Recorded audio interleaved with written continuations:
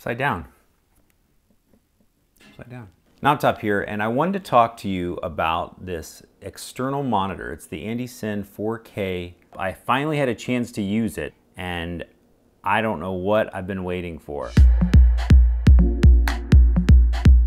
No, stop, no montage. We're just gonna get right into it. There's a lot of YouTube channels that have covered this specific monitor. I'll link those in the description of this video. I just wanted to share my first experience with this, and I wanted to share a little bit with you guys about the idea of mounting this on an older DSLR. This is a T2i Rebel. This is my original DSLR camera. I think I picked it up in 2011, I believe. It doesn't have a flip out screen. I have it set up with a photo deox adapter and a vintage 50mm lens, but focusing this vintage lens manually is very difficult, especially if you're trying to film yourself. And those of you that have watched my channel before, I'm shooting this on a G85 and I have a remote control monitor. And that's how I set up focus and stuff like that when I'm shooting by myself. So this one got abandoned because it was pretty much impossible to set focus. You get it, you have the little marker, if you move a little bit, you'd get out of focus and it'd be a pain. And today I set this up, I spun the monitor around like you're seeing it right here. Whoa, gosh. And I'm like super excited right now because the ability to flip it around and see myself and record myself, it's brought this camera a new life. Yes, this cord right here is pretty intense. That's a serious HDMI cord. But here's what's cool about this. This box came with two HDMI cords. This is the smaller adapter and this is the larger one. And this little sunshade right here. And I'm not gonna set that up for this video right here, but I just wanted to let you know, because I have this vintage lens on my camera, it's giving me this. This is just a thing that the T2i does. I just hit my little button here and we're back in business. So I'll just get this focused in on my little lamp, one of my lamps. This is a white one that I have. If you're interested, it's over on Etsy or send me a message. But you can see here, right now I have focus peaking turned on. That's the red. If we focus behind, or we just rack focus and just completely blur it out, it goes away. No peaking, and you'll know right when we hit it. Boom, looks pretty good. Now these other readings that we're seeing, this is Magic Lantern setup, and you can see the audio bars on the top. This is such a cool setup for back in the day, but anyways, so there's that setup. So on the top here, you'll see a series of buttons, and this is how you navigate the menus, and these are your 4 shortcut buttons. And the way that's set up is, we go into the menu and we'll arrow over. There's our shortcuts. There's F1, F2, F3. And we can change those by activating one, and then we can choose what we want to have be that option. I have it for, the first one is flip image, false colors, check field. And I don't even know what check field is. Let me just see this real quick. F3.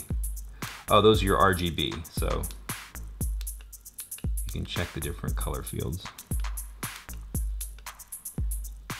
Pretty neat. Now I know on the small HD focus, when you rotate it, it automatically flips. On this, you have to activate the flip.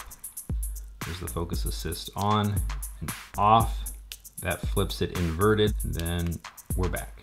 So it gives you those options there.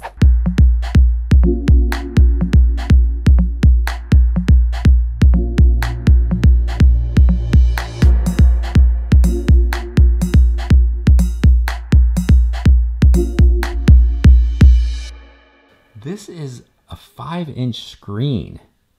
Like, we're talking like the original is this little LCD screen right here. Having that huge display right there, that is awesome. Now let me show you, just while we're in here, some of these other plugs here. You can see there's the DC in, and we have DC out, which is really cool if you wanted to power something else off this battery. Depending on your camera setup, this will power your camera. On the bottom, we have another 1/4-20, an earphone jack, and a USB for upgrading firmware and stuff like that. Currently, I just have this smaller NP battery on the back. I bought 2 of them. It's been running all day, so it's been pretty nice for me. You can see though, it's on 40%. So I know one of the main things, and this was the experience I had over the summer, when I was shooting with the small HD focus, you can see here that the monitor is up higher, right? Now, despite this cord, you can always get thinner cords and stuff like that. But when you're holding this camera like this, this is a natural position. If you think about when you have a camera that you can't flip out the screen, and even when you can flip out the screen, usually it's hitting the mic in ports and stuff like that.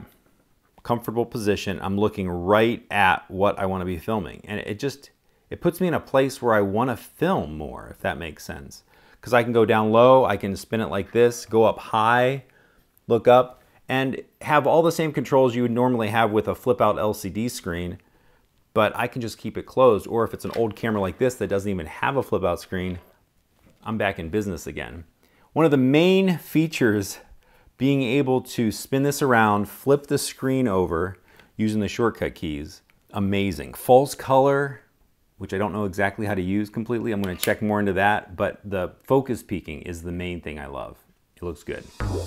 So I'm super excited because this camera has been sitting in a camera bag. It's one of my original DSLRs that I've used for most of my YouTube channel, and I'm excited to be able to start using it again, especially with this manual vintage 50mm lens. I feel like now I can really get use out of it because I can see when I'm hitting focus. That was always the hardest part with this.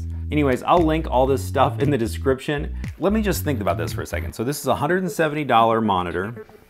A T2i you could probably get for about 200 bucks. So now you're at 370. This you can get for about 50 bucks. Wait a second, let me think about this for a second.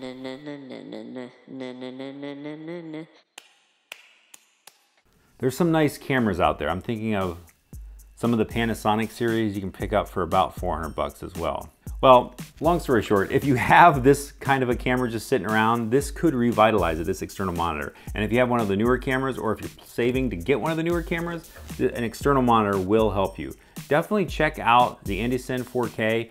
Let me know what you think in the comments below if you've used one of these, or if you've had one for a while, if you've had any issues or things you like about it. And thanks for watching. Knob Top, go make something.